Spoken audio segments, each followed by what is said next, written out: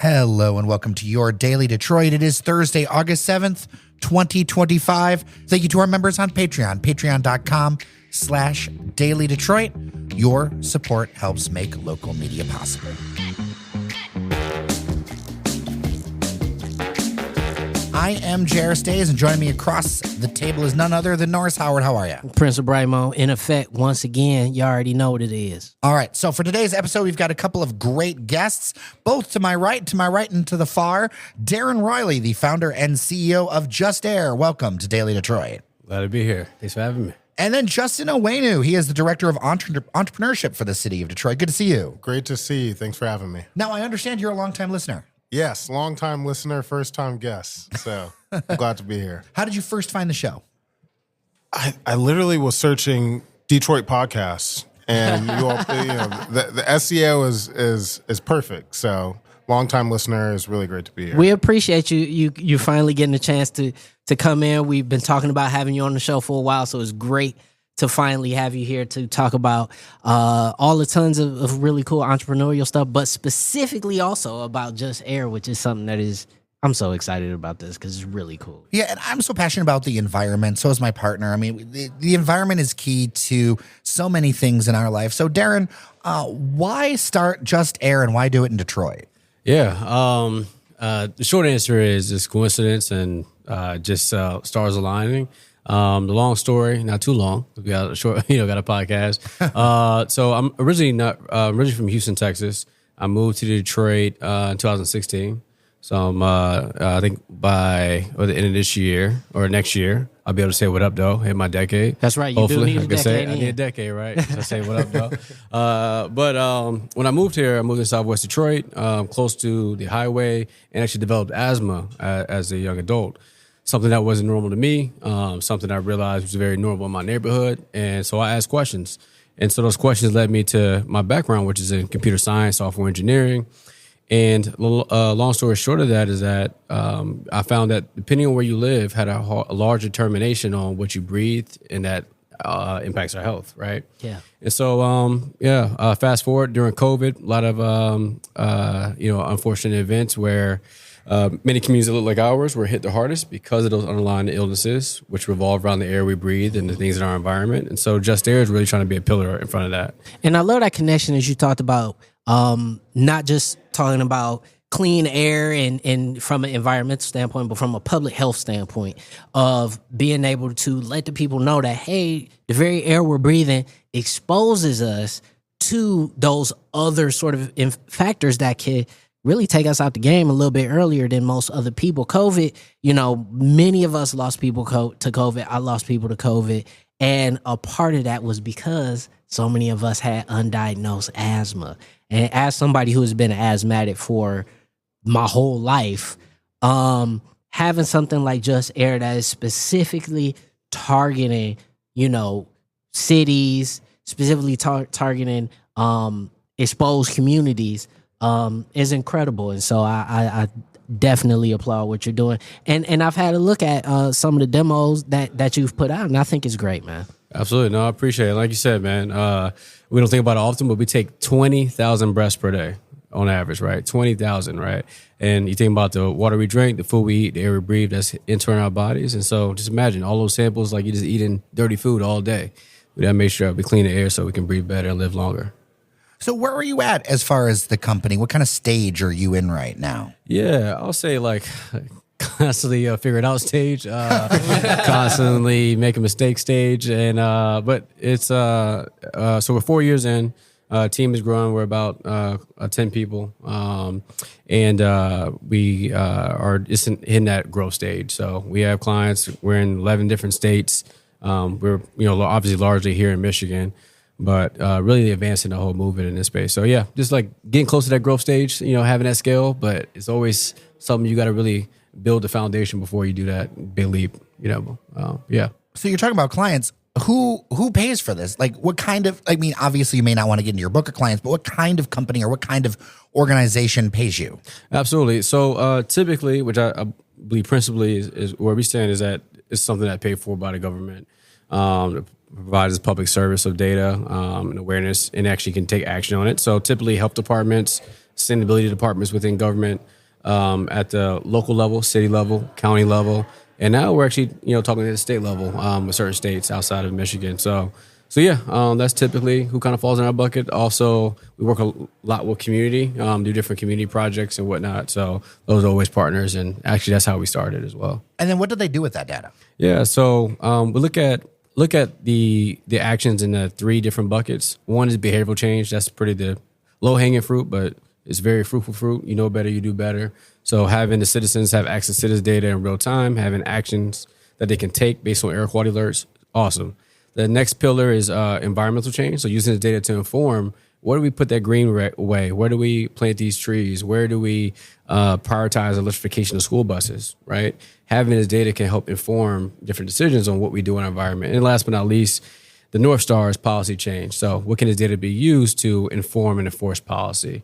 Cumulative impact law, anti-ordinance laws or things like that to basically put things in place to make sure that we have equity in the air we breathe. And I think this is fantastic, too, as we begin to go into a new mayoral administration very soon here in the city of Detroit, where not a lot of people are talking about environment per se specifically, but we are talking about zoning. And that's a huge conversation in the city of Detroit, mostly around business and housing development. But as we talk about that, we also have to talk about environmental zoning. We have to talk about where do we put, this particular factory, or where do we put this particular business that might have environmental waste that they have to deal with, and that's all going to affect the way we breathe, the air we breathe, the food we eat, so on and so forth. My next question is, let's say I'm just an individual, Yep. right, and already Google is giving me, the wildfires in Canada have brought us all the smog, and now we can't breathe outside. For most people, that alert, I feel like, is really good enough. Mm-hmm. How does your product give an individual more data to use that they'll be able to implement in everyday life? Yeah, I'm so glad you asked that question. That's the main value prop, and I almost forgot to even talk about that. So thank you. You did your research for sure. You really gave me an alley hoop there. So the question is we look at Google Maps and even the air quality index that you get on your phone is regional data, right? What does that mean? We can catch the fire smoke. We can catch those July 4th days where we got, powder all around for us having fun till like 3 a.m. Somebody having fun popping fireworks in the backyard, right? So these are regional events that these monitors capture. What our software and what our technology allows us is to distribute, go from one monitor within one city context to 100, so we get that block by block data. So the analogy I like to use is, think about if your child is sick, right? Do you go to the thermostat, go check the temperature, on their forehead, and see if they're warm and what's going on? They have a fever? No, you go to them and you go that process, right? So it's using the right tool for the right action. So if we want to make sure that we keep every block healthy, if I pop a firework right here, you won't see that on Google Map, but you will see it on our JustAir if we have a monitor right there. So because I'm looking at one of the maps right now near my house, because I stay on the Near East Side over by Grand Boulevard, Gresham and Grand. Yep. There's a monitor over there that reads 47. Mm-hmm. But if you roll over to the East Village and you go over just past French Road and Jefferson, that is 40, or that is 74. Mm-hmm. That is a huge difference. If you go over by Grosse Pointe Park, it's 61. Mm-hmm. You roll over, you keep going, and if you go on the west side over by Central in the Fish Freeway, it's 45, all the way down to a block level, where if I just open up my app, I don't actually know. And considering that there are people in my life in sensitive groups, that actually really matters. And you actually have two, it's funny, you actually have two different monitors within like just blocks of my house. Right, absolutely. Yeah, you hit it on the head. That's exactly the value prop. And I'm so glad you said it like that. Where you live matters. Where you live matters. Where you live matters. It's why we need to think about health and all policy. Environment touches everything. So that's what we're here to do. Really be a pillar and make it accessible. I want people to look at air quality just how we look at a nutritional label on a box of a cereal, right? So for listeners who don't know, then let's talk about that. A real quick primer. What does that mean? Like, I've seen these numbers and I'm a little bit more sensitive and familiar. So I know that 47 is in the green. I know it's a little bit better than a 74. But when we're looking at this stuff, What is, because you'll still see stuff in the news with the wildfires, whatever. What does this stuff actually mean? Totally. I'm gonna tell you what it means and what also you can't deduce from it, right? So what it means is gives you air quality index is a simple scoring rubric just for the public to just get some quick information. Good means go, red means pause, right? Or something's going on. That you can go about your daily activities based on that ambient the outdoor air quality. So that means that whatever we're tracking, this leads me to my next part. Whatever we're tracking, there's a heavy concentration. There's too much dirt in the air for you to go outside right now. It's red, right? Oh, it's really good. It's clear. Go barbecue. Go do your thing. Now, what it doesn't tell you is the air quality index, and there needs some maturity there, is what pollutant is driving at. And we do that on our dashboard. So you see particulate matter, PM2.5, PM10. These are just sizes of molecule. I'm not going to get deep. Sizes of matter. So like think of like a little small grain size of your hair or to like a grain of sand, right? These things can enter our bloodstream or whatever. And so these are different pollutants that we measure. But what you care about, what is the worst pollutant that I should not be breathing? Now, what it doesn't tell you is that it could be good on Google. It could be good on our monitors. Are we measuring the right thing, right? If that is it SO2 or some other chemical that we're not measuring and we're saying it's good, it's sulfur dioxide. Oh, see, I'm an idiot. Yeah. So please help me along And the point is you don't need to know all the different ABCs and like I don't know the periodic table myself, but some of these pollutants, you'll need to know that. All you need to know is the color index, and that's why we built that color index so we can get some quick. My grandmother can pick up the app and know in 30 seconds what's the air quality and what should I do about it. It's red. Stay in the house. You know what I'm saying? Exactly. Keep it simple. Yeah. But I also want to be clear is that your body, please make this clear, is that what you're smelling in the air, if you're smelling some rotten egg, you're smelling mold in your home, you're smelling these things, don't let a computer tell you otherwise what you're feeling in your body. Because guess what? Our bodies are the best sensors there are out there, right? So I want to just double down on that. What we JustAir provides some context to give some color to what we're doing and what you can breathe so you're not thinking about it all the time. But what you smell and what you feel in your body, oh, it feels smoggy. Oh, it feels heavy in my lungs. Trust that. That's your first trust. I think this is definitely so powerful for parents of young children and those who have children with sensitive health needs who the children might not even be able to tell them those things and say, I think it smells weird. I can't really breathe that well or so on and so forth. Incredible product. I think it's awesome. So thank you for breaking that down for us. For sure. Now, Justin Onwenu, I want to bring you into this conversation. Why is it so important, as the director of entrepreneurship for the city of Detroit, why is it so important to have startups like JustAir here? Yeah, absolutely. So as background, I got my start as a community organizer actually in Southwest Detroit, River Rouge, Ecorse, doing environmental justice work. So I was going block by block, working with residents to try to address a lot of concerns folks had. It's actually how I got introduced to a lot of folks at the city because we passed the Detroit River Protection Ordinance years ago. And so I use that as background to say when I went to law school, I was really interested in how do we create an economy that works for Detroiters, that works for everybody. And to me, I think there are innovative companies that are creating a lot of jobs, yes, and also doing great work that has civic context, that can benefit the community, that can pay dividends for years to come. So I think companies like JustAir are proving that you can have innovative companies, their technology, the social mission, the environmental mission aside, the technology and the work that they are doing is world class. I think can have a global reach.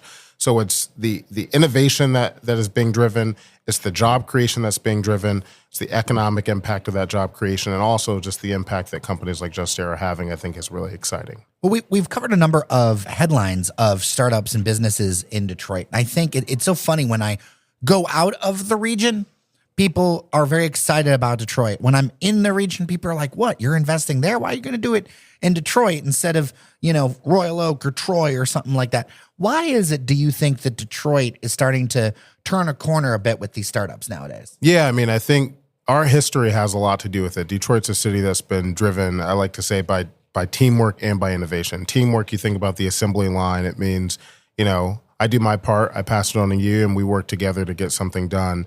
Innovation, not just the automotive industry, but in music and culture. So Detroit has had a history of innovation.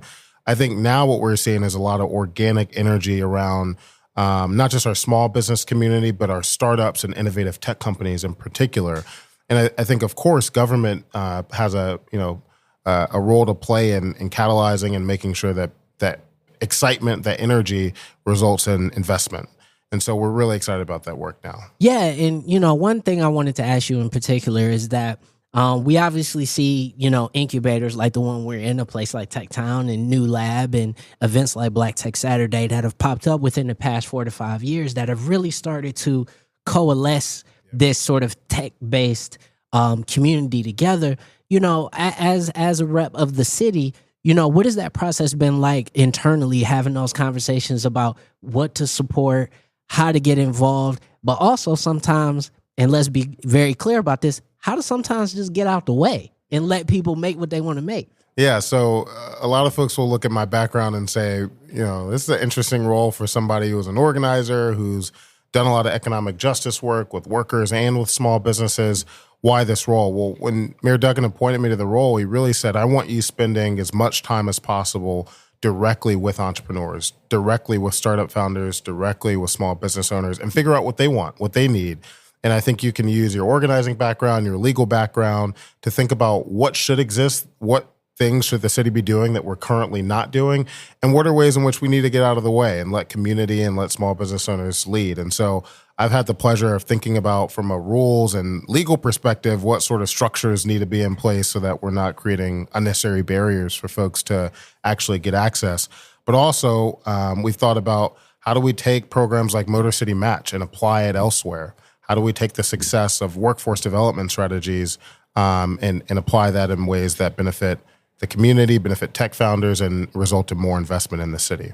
And there was just recently a new announcement, right? It's called the Yes. Detroit Startup Fund. Tell me about that. Absolutely. So on Monday, recently we announced the launch of the Detroit Startup Fund, which is a first of its kind program mirrored off of Motor City Match, which has started over 190 businesses in the city of Detroit, in neighborhoods, on corridors.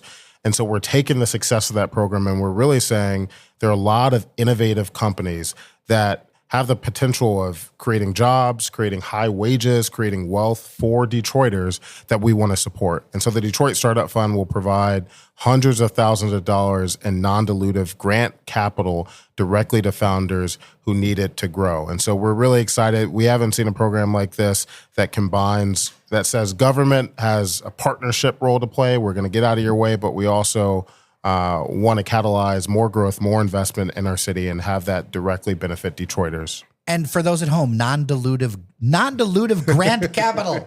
I mean, I think I have a sense of what it means, but for those at home. So oftentimes when innovative companies are raising money to grow, to make the investments in equipment and staff and development, they oftentimes will go to venture capital funds and say, if you give us $100,000, we will give you 10% of our company. So that's what you see on Shark Tank. Right, exactly, Shark Tank. And I'm someone who grew up watching Shark Tank and Dragon's Den, which is the Canadian Shark Yeah, Tank. Dragon's Den. Not many people know about that one. So I never thought I'd be in this role, being able to work with companies who are going through the same thing. But non-dilutive grant capital, it's really important that founders get capital, that they don't have to think about how much equity do we need to give the city of Detroit in order to get this capital. This is we see this as an investment in the future of Detroit and the present of Detroit. We think it will pay dividends by creating jobs, by creating wealth, by creating high wages in the city. And we're really excited about it. So you can go to detroitmi.gov/startup to learn more, to apply by August 25th. And let me know if you have any questions. Now, Darren, you're still to your 10-year mark almost. Yeah. So you're not necessarily per se from here. So you have a little bit of a perspective.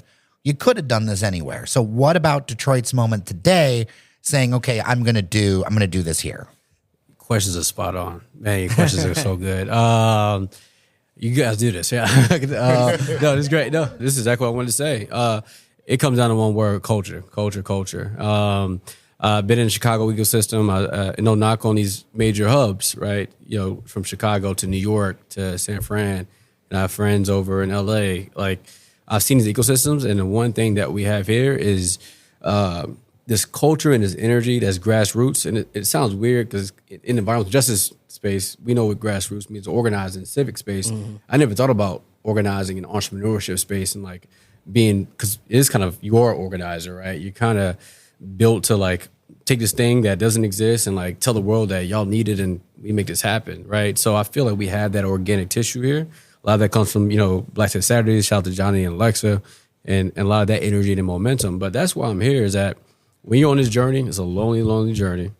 It's a roller coaster, But when you're here with other people who are going through it with you, it's a shared culture. You're not going it with each other, but you're like, it's us versus Detroit versus everybody kind of vibe. That culture is what keeps me here and keeps me bred here. And I'll say this: if there was a parallel universe, I'm a Marvel fan, so multiverse, you know what I'm saying, kind of stuff. If there's another JustAir that was made out of San Francisco, it would look nothing like what I built here. What I built here was based in the flavor and the needs of the community that embedded in the product. And I think that's really the sauce. I was just going to say, I mean, startups in particular need three things: capital, they need money to grow. Folks know that. They need customers. That's intuitive. But community, I think, is the third thing that oftentimes people don't think about. And when you're able to bump up against someone who knows what you're going through, knows what your needs are, and can connect you, that wants to grow with you. I mean, we see that at New Lab, Black Tech Saturdays, Tech Town, Bamboo, Endeavor, so many ecosystem builders that are making it work for startup founders in Detroit. Well, that is good to hear. Well, Darren Riley, founder and CEO of JustAir, where can people go? Oh, yeah. Visit justair.app. So JUSTAIR.app. Check out our map. We got some links and information. Get your air quality local here in Wayne County and Detroit. And Justin Onwenu, thank you so much for stopping by. Where can people go? Thanks so much for having me. So go to detroitmi.gov/startup. Apply for the Detroit Startup Fund. Take a look at our resources, and let me know if you have any questions or comments or suggestions. Well, I hope you enjoyed that conversation. Feedback, as always, dailydetroit@gmail.com. A quick reminder, Saturday, we've got a big party, birthday bash, live podcast, DJs, food with Ms. Ruth's. Check it out at the Old Miami, Saturday, August 9th from 3 p.m. to 6 p.m. All right, with that, I am Jer Stays. Thank you so much for listening. Remember that you are somebody, and we'll see you around Detroit.